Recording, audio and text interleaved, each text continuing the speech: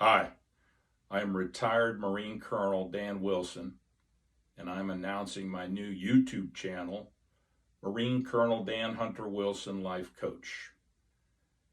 My mission as a Marine was always to locate, close with, and destroy the enemy, and to train my junior Marines to do that. And that has now changed now that I am retired and I'm a peace-loving man, and I have beaten my sword into plowshares and my spear into a pruning hook, as the Bible says. Why am I doing this? Well, a friend of mine, Lee Bellinger, who is a local businessman, an entrepreneur, I met him about a year ago, and he asked me to train him in the gym. And so I have been training Lee, and we have many discussions. And recently he said, you know what? You need to start your own YouTube channel, and your target audience should be retirees, and you have little vignettes, little suggestions in your video that help make their life better, just like you've helped make my life better by training me. And I was like, wow, okay.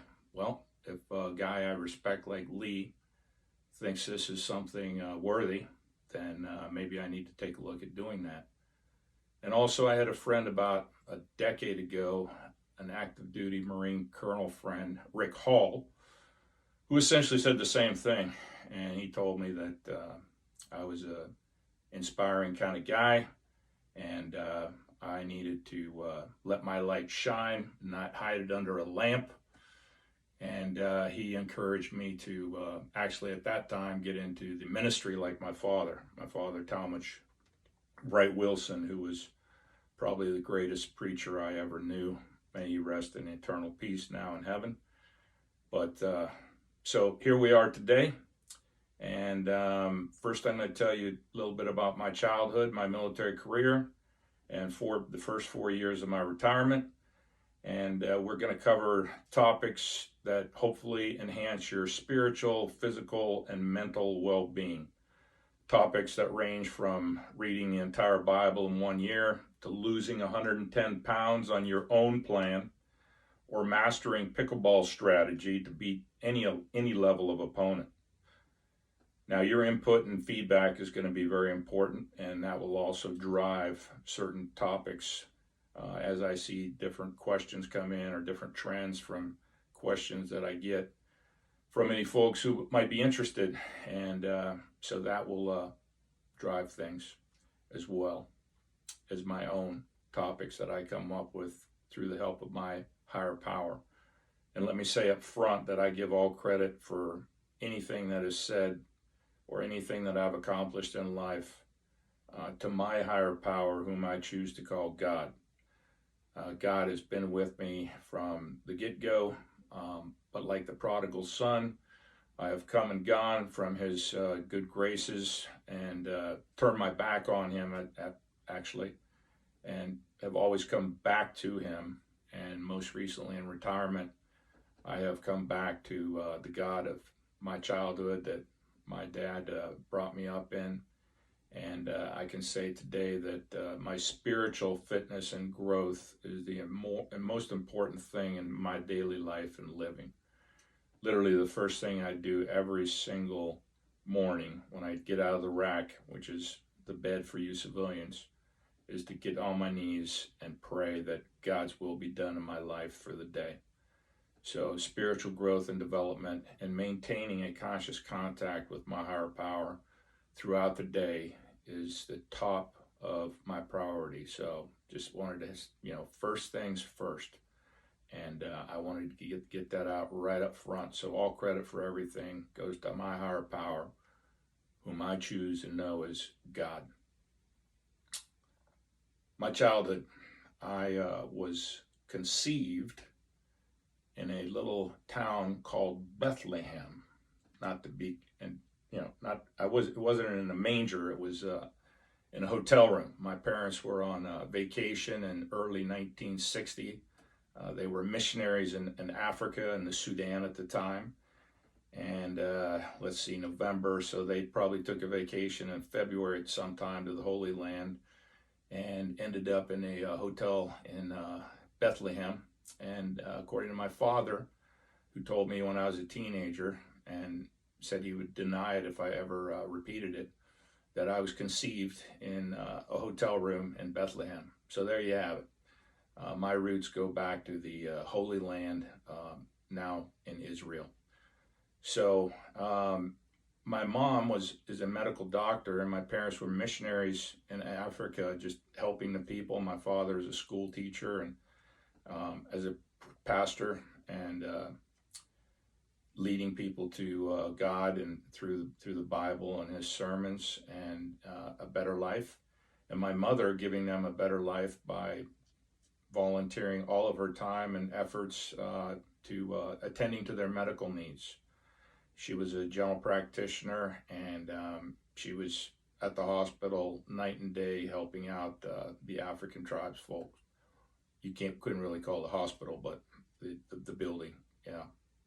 So they gave the bulk of their adult lives to just helping people, mostly in Africa, but by the end of their life around the world.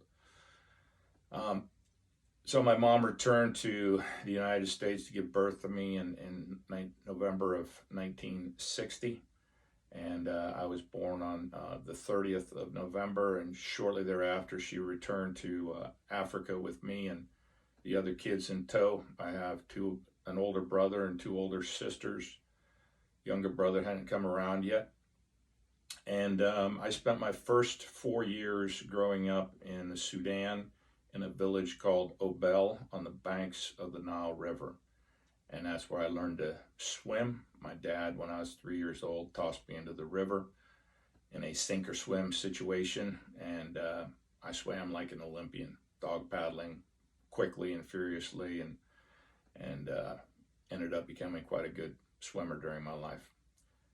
And in 1965, my parents were kicked out of the Sudan because there was a civil war that was raging, and they returned to the United States, and my parents became faculty at the Seattle Pacific College, now called University. My father was a professor there of religion, Hebrew studies. He also taught Greek.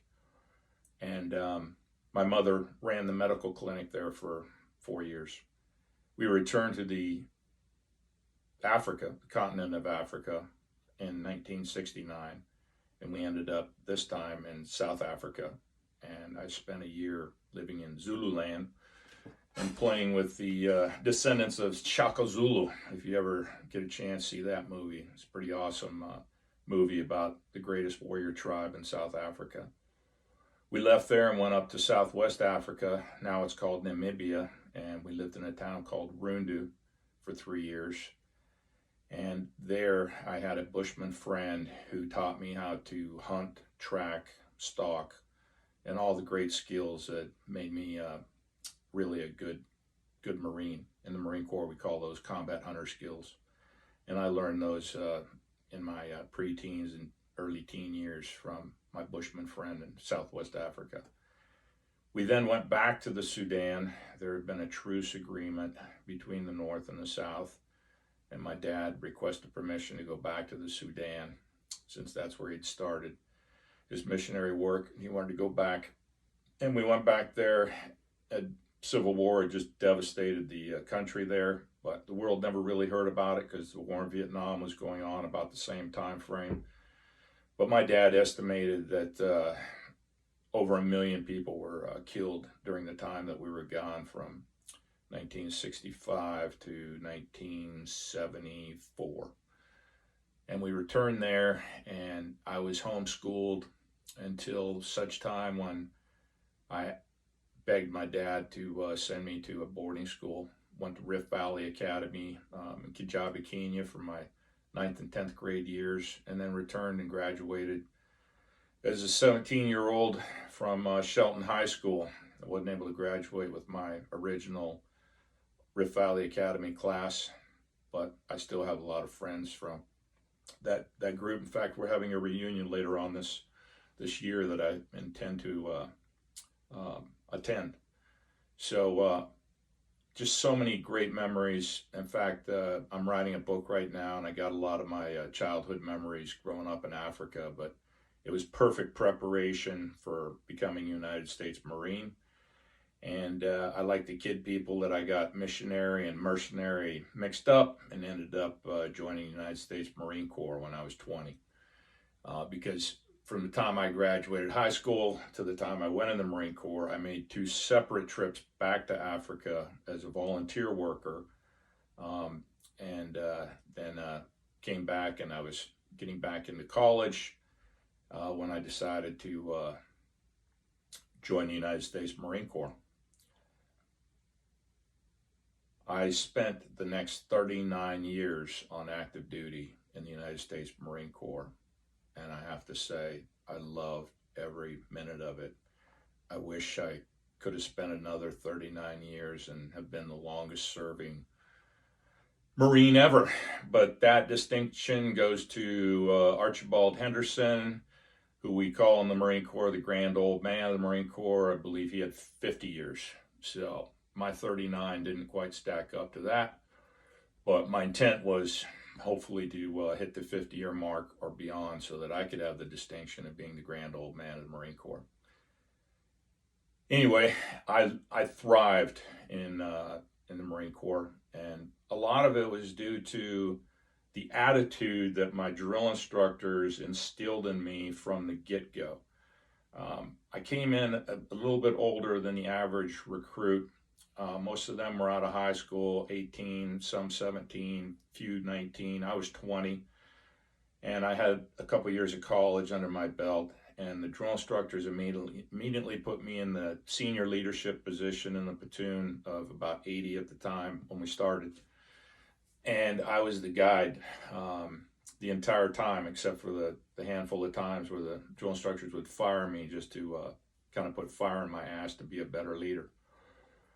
And I graduated that platoon as the platoon and the series honor man. The series was 4 other platoons, so it was over 300 recruits that I was the honor man for the platoon and the series.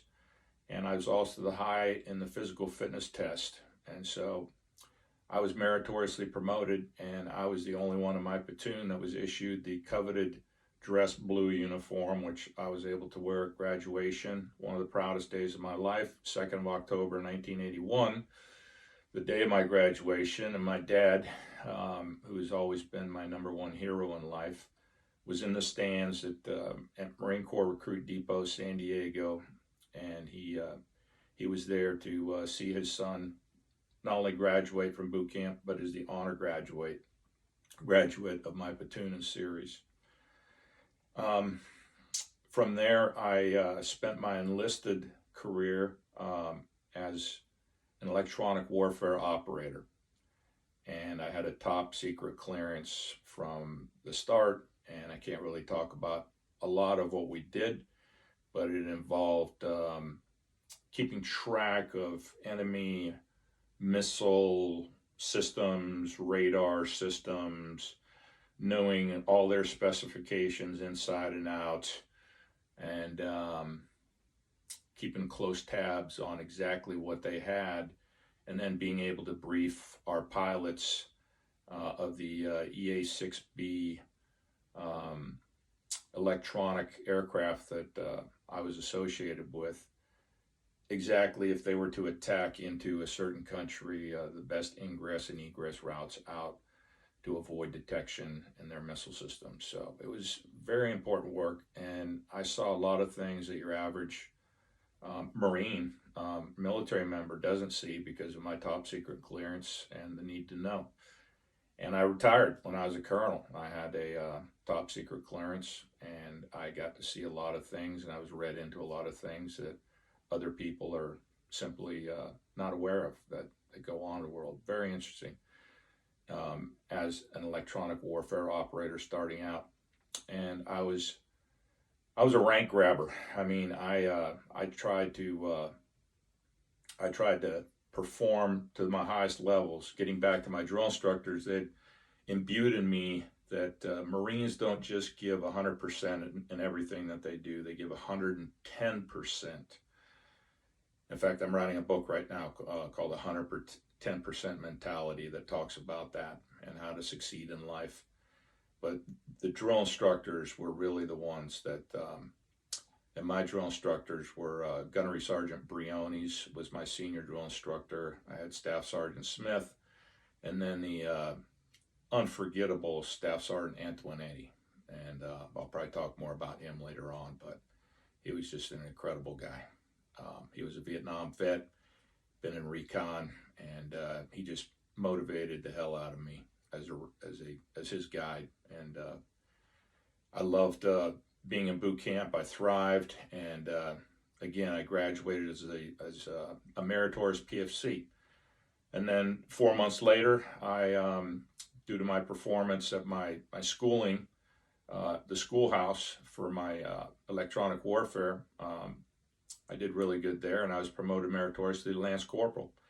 And then 4 months later, as I was graduating from the second school down there in Pensacola, Florida, I was again meritoriously promoted to Corporal.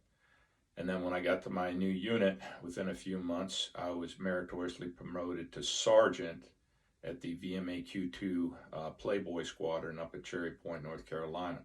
So within 16 months, based on my 110% mentality from my drill instructors, I was a sergeant of Marines in February of 1983, 16 months out of boot camp. Now, I've heard that there are peacetime promotions that quick, but I never met another Marine who was promoted quicker to sergeant than in 16 months graduating from boot camp during peacetime. It happens in wartime all the time, but I spent my first 10 years in the Marine Corps before I encountered my first combat, my first war, the first Gulf War in 1991. So getting back to my enlisted career, I ended up completing my tour at Cherry Point and getting out to Pacific Missile Test Center, where I was to teach all the magic tricks to the newcomers coming into that field of Marine operational or military operational specialty, as we call it, MOS in the military. And so I was an instructor out there, and I was selected for Staff Sergeant, and I ended up pinning on Staff Sergeant just over 5.5 years after graduating from boot camp, which is, another pretty rank grabbing move. And while I was there also, I got into the Marine Enlisted Commissioning and Educational Program. They selected 45 to 50 enlisted Marines that year, and literally you picked a college that had an ROTC at it, and your full-time job was to go back to college and get your full bachelor's degree. They didn't really care what the degree was or where you went, just that you got it and you remained on active duty throughout. And so I went to the University of Arizona in 1986, September, and graduated in December of 1988, the 22nd of December, 1988. And on that very day, I was commissioned to lieutenant, and I became Lieutenant Dan before the Forrest Gump movie came out. And I decided I wanted to be an infantry officer because I knew that would give me the greatest opportunity to lead Marines, and particularly lead Marines in combat. And I did well at the infantry officer course. I graduated. That award above me up there is the Wheeler Award, as the top student in my infantry officer class. And that's awarded by your peers in the class. And I went on to be a platoon commander, and I led several different platoons: a rifle platoon, an MP platoon, a Dragons platoon, and a heavy machine gun platoon. I was an executive officer, and I was a company commander as a lieutenant. My battalion commander had a lot of faith in me, and 1st Battalion, 5th Marines, his name was Lieutenant Colonel Christian B. Cowdrey. May he rest in peace, recently passed away. And he brought me in one day and said, you know what, I'm going to make you weapons company commander of 1-5. And he did. And, there I was, one of the very few lieutenants that was able to command a company as a lieutenant. And also during that year of 1992, I was selected what they call below zone, which is kind of like an officer meritorious selection for captain. There were 2 of us selected below zone that year. And ironically, both of us had grown up as missionaries in South Africa, the other being my good friend Wayne Sinclair, who went on to be an engineer in the Marine Corps.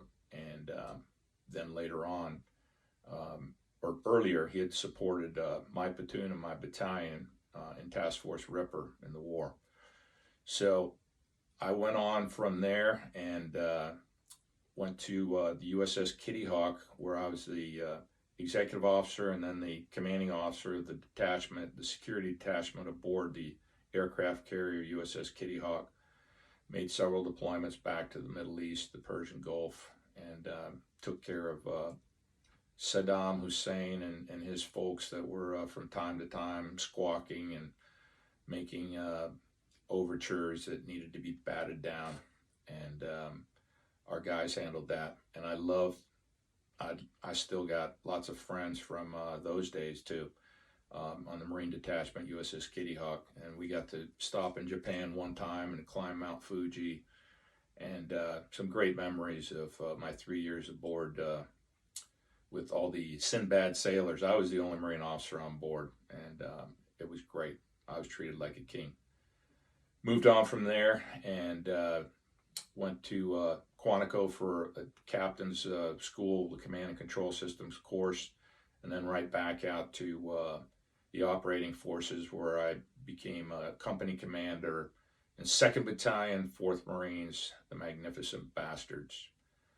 And I'll save the details for a lot of that, but I ended up commanding several different companies as well. I commanded several different battalions, to include the legendary Spartacus Battalion in Iraq, where my call sign was Spartacus 6. I mean, how cool is that? To be a lieutenant colonel in Iraq and be assigned by General Sattler to command the Spartacus Battalion, and your call sign is Spartacus 6. Wow, it was an awesome billet. And then I also had a chance to train America's finest 21st century Spartans at Infantry Training Battalion and be the commanding officer there. And I was able to even spend 2 years in the Pentagon. And there I was on the Joint Staff. And my last year, I was the division chief for the Afghanistan section that essentially made sure that the Joint Staff was supporting General McChrystal, General Petraeus, and all the troops, and General Allen, and all the troops that they had in Afghanistan. So I made several trips out to Afghanistan to determine what they needed. And then we stayed in contact with them through our video teleconferences in the Pentagon. So that was really an awesome billet to have. And again, top secret stuff, knowing what's going on in the world that other people just are not privy to was pretty cool too. And then I went back to being a commander in the Marine Corps, and I commanded Weapons and Field Training Battalion down the road here at Parris Island for a couple of years. Another fantastic billet, leadership billet. I loved it. And then I was going to retire, and my monitor asked me, and General Padilla, my old boss, asked me to come out to 3rd Marine Division in Okinawa and serve a tour out there. So I went out there for 2 years, and at the back end, again, I was getting ready to retire, and a friend of mine, Chief of Staff for the MEF, Eric Mellinger, said, hey, we need someone to take Special Operations Training Group. We need an infantry officer like you. And so I jumped at it, and that was probably one of the funnest billets that I had. Every day I'd look at the training schedule and decide, you know what? I'm going to go jump out of helicopters with these guys today into the ocean and get into rigid raider craft and go attack a beach. Or I'm going to go to the shoot house and do some live fire, room clearing, or some other type of shooting package with my guys. It was an amazing billet, and I love those guys, and I love leading them and being able to experience the training that they were providing to mostly reconnaissance Marines, 3rd Recon Battalion that was up there at Camp Schwab. So I really enjoyed that, and we were able to do training on the island of Palau and Guam, and it was just another amazing billet to have. And then my final billet was being the operations officer for the MEF. And so I had a career that I couldn't have sat down with Hollywood script writers and written a more exciting, vibrant, fulfilling script for how to spend 39 years as a Marine than what I actually experienced. It was just amazing. And I'm a happy warrior. I love the Marine Corps, but I also love my retired life. And now it's time for me to give back, and give back in spades, and without regard for anything coming back to me. One of my favorite proverbs that I read in a book recently was plant trees with the idea that you're never going to benefit from their shade. And so that's my intent here, is just to give back. And if I can help somebody out, if I can inspire one person, then I've accomplished my mission. And if I inspire more, then that's just gravy. But I feel led by my higher power to do this with the encouragement of Lee and other people that I've had a lot of high regard for. So future videos will probably be much less lengthy. I forgot to mention my first 4 years of retirement. I didn't want to be that old soldier who retires and fades away that you hear about. I wanted to have a active retirement and to thrive in retirement, not just to survive retirement years, but to thrive and to enjoy each and every day. And I can honestly say my first nearly 4 years of retirement, that has been so true. My first 2 years I spent trying to get rid of 2 really nasty habits, essentially, that were poisoning my body from within. And one of those was nicotine. I dipped Copenhagen for 39 years on and off as a Marine, and I tried repeatedly to quit. But about 4 years ago, almost 4 years ago, in May it'll be 4 years ago, I decided, you know what, enough is enough. And I quit with the help of Nicorette lozenges, weaning myself off, Nicorette patches, some Chantix, and the help of God, quite frankly, because many times I would plead with God to help me make it through the day when I would have cravings, and He did. And so with God at my side, I can do all things through Him who strengthens me. And one of those was to drop that nasty habit, because I'm pretty sure it would have just been a matter of short time before I developed some type of cancer or whatever from the years of abusing the drug of nicotine. And so that'll be something that I talk about more in detail down the road. And then within 2 weeks of retiring, on the 16th of March 2020, I decided that I was going to quit drinking whiskey, alcohol, because on that day, since I had retired from the Marine Corps 2 weeks earlier, I had just gone deep into the bottle every single day, many times starting out the day drinking. And I just wanted to put the bottle away, because I knew all my best times as a United States Marine were times when I was sober and I had a sober mind. And of course, on all the 11 deployments that I did as a Marine, I was sober, because you weren't allowed to have alcohol. There were a few Liberty ports that we went into where we drank, but for the most part, when you were on deployment, for those 6-7 months on deployment, you were sober. And I remember all the times in my career where I wasn't drinking, I was having the greatest of times. Like when I went to the National War College, I put the booze down. When I went to the Marine Corps Command and Staff College for a year, I put the booze down. When I went to the Command and Control Systems course for a year, I put the booze down. And all those 3 years in the academic environment, I really thrived and I enjoyed. And so this was all things percolating in my mind on the 16th of March 4 years ago, when I decided I need to put the whiskey down. Whiskey River's got to go away. And I did, and that was the greatest thing in my life. Now, it took me 10 months of stop and starts, because I found out real quickly that I couldn't stay sober on my own. I really needed a spiritual program, and I found that spiritual program. We'll be talking about that spiritual program in later episodes.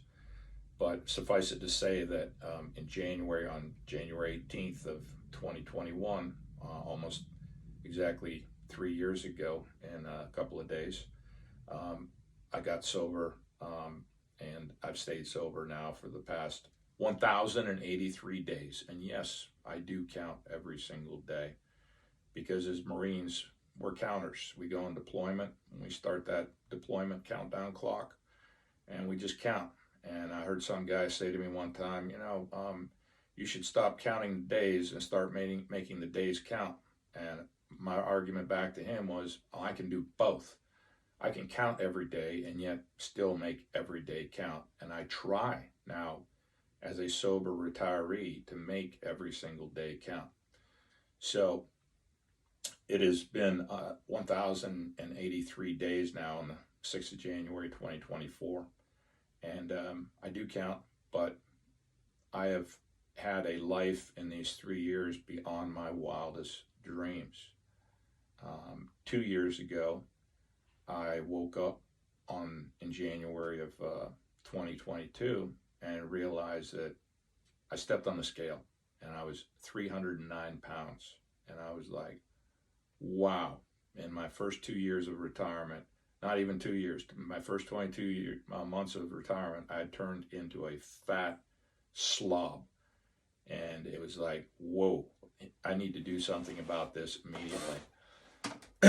So I sat down and planned, because some famous general in World War II says those who fail to plan are planning for failure. And so I set out my plan, and I went on a weight loss journey for the next 22 months.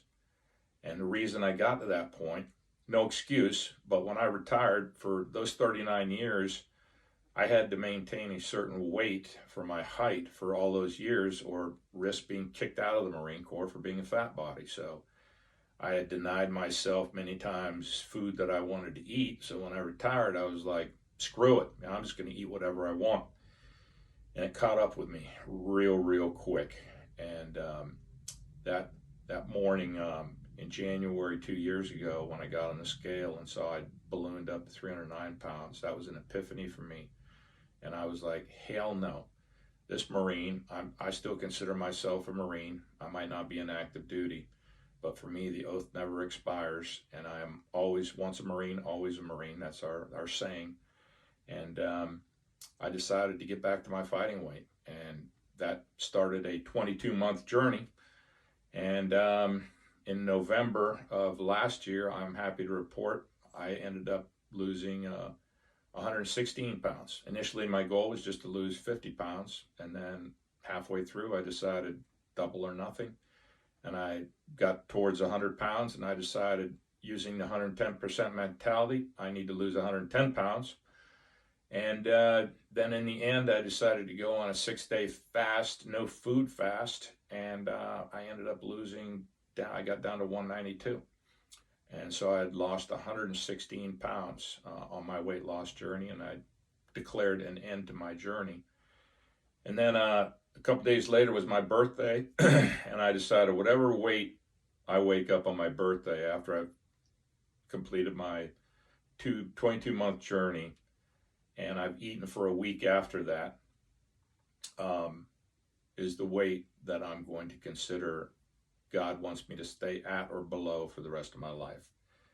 And I literally woke up, weighed myself, and I was 209 pounds.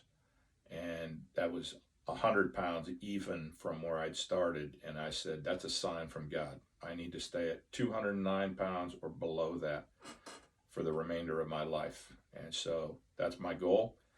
And I've now crafted a maintenance diet to stick with that, and an exercise plan and routine. I'll go through in future episodes, all those things. And I just have had such a good, healthy result as a result of losing all that weight and getting back to my fighting weight as a United States Marine. And so this morning I weighed in, full disclosure, at 204 pounds. So I am continuing to maintain that level of below 209 pounds and into the new year after the holidays even. So I'm pretty pleased with that. The other thing I got into was a new sport. I wanted a sport that was very social in nature, where I could interact with folks. And last February, I got into the sport of pickleball. You know, the name doesn't evoke images of warriors and stuff like that, like rugby does, which I played as a kid in South Africa and at Rift Valley Academy in Kenya. But let me tell you, I love the sport of pickleball. I used to love ping pong, but man, pickleball is just like a whole new level. It's like ping pong superimposed on chess, because so much of pickleball is about having a good strategy going in. So I have learned so much about pickleball in my first 10 months of playing the sport that I'm working on another book on pickleball. So I got 4 books that I'm working on right now. I won't even mention their names because I'm not here to promote my books. I am here to help you with a better way of living, and that's through these, hopefully these videos that I'll be putting out, and they're not for profit. And if I was to get any profit from them, I'd probably start some kind of a foundation to help other people in need. Again, all credit for anything that is said on these videos that might inspire somebody goes to God and all the other people that God has put in my life to inspire me, because I really believe that God speaks through others to me. And I really believe that God's timing, we used to say in the military, in the Marine Corps, that timing is everything. And I've come to learn that God's timing is impeccable. And there's good reason why I waited 4 years into retirement to start something like this. But it's all in His plan. And I trust His plan. He has a reason for everything. I don't always understand the reason, but it always turns out that His plan is the best plan. And my ups and downs in life, He's always been there with me. He's at my back. In fact, now I embrace adversity, hearkening back to the book of James in the Bible that says, "Count it all joy, my brethren, when you meet various trials, for you know the testing of your faith produces steadfastness, and let steadfastness have its full effect, that you may be perfect and complete, lacking in nothing." And so I actually, as I'll talk about in a future episode, I introduce adversity into my life within the first hour of waking every single morning, just because I know it's good for me. What is that? You'll find out in a future episode. Anyway, that's all right now from Colonel Dan, and I hope that I can, through these videos, inspire somebody, and really just by sharing my experience and my experience, strength, and hope, and my story. And if there's something out there, and you never know who you might inspire. It could be some child. It could be some guy in his 20s. I've ran into a couple in the gym recently who are like, man, whatever you're doing, I want to look like you when I'm 63. And I'm not bragging. I mean, that's just what they came over and told me. And so, or that might be some grandmother or great grandmother out there who identifies with something that I say and says, you know what, that inspires me, and I might be 99 years old, but I'm going to take that suggestion and run with it. So you never know whose heart and minds that God is going to touch. And so I'm just going to do the footwork and let the results rest in God's hands. And with that, I will salute, and that is the end of this first introductory episode, and I am looking forward to your feedback, and we'll get started in the near future with the first real episode on some type of topic, and it'll be short, it'll be brief. Lee recommends that I keep them to 5 to 7 minutes, which is pretty difficult for me because I'm a real talkative guy, and like my dad, the preacher, I can go down rabbit holes and lose track of where I'm at. So that's why I have some notes here, just some bullets on things that I want to cover. And that way I don't go down too many rabbit holes. So thank you for your patience, and I thank you, and may God bless each and every one of you.